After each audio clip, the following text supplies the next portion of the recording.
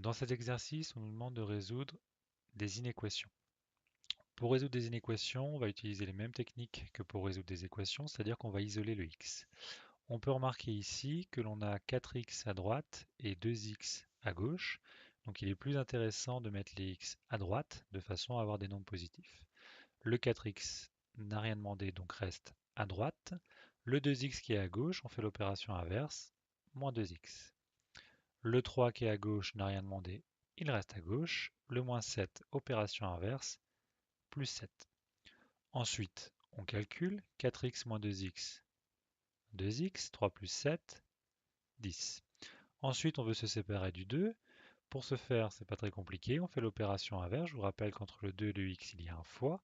Donc on va avoir 10 divisé par 2.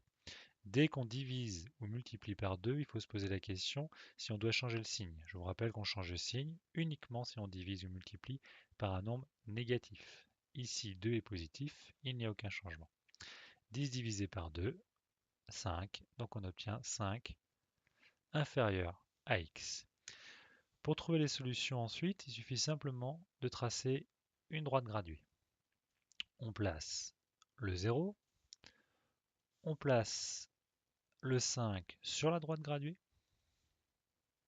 comme ceci, et ensuite on se pose la question, où sont les x qui sont plus grands que 5? Les x qui sont plus grands que 5 sont à droite.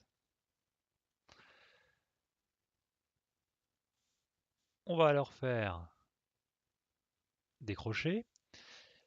L'idée c'est de savoir de quel côté sont les crochets. Ici on est strictement inférieur, ça veut dire que l'on n'a pas le droit d'avoir le 5, donc je vais faire des crochets vers l'extérieur.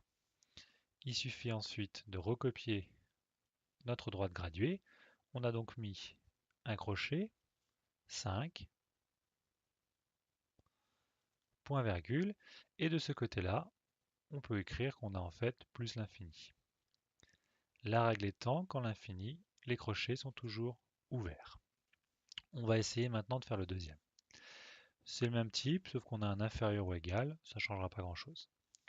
De la même façon, on va mettre les x d'un côté et les autres valeurs de l'autre. On peut remarquer qu'on a 5x à gauche, 3x à droite, donc il est plus intéressant de les mettre à gauche. Donc 5x ne bouge pas, 3x opération inverse, moins 3x, inférieur ou égal, le moins 6 ne change pas, moins 6, le moins 2 opération inverse, plus 2. On calcule 5x moins 3x, 2x, inférieur ou égal, moins 6 plus 2, moins 4. Entre le 2 et le x, encore une fois, on a une multiplication. Donc pour passer le 2 de l'autre côté, opération inverse, division. On se pose la question s'il faut changer le signe. On a divisé par un nombre positif, donc le signe reste identique. On obtient donc x inférieur ou égal à moins 2. Pour écrire les solutions, même chose. On fait une droite graduée.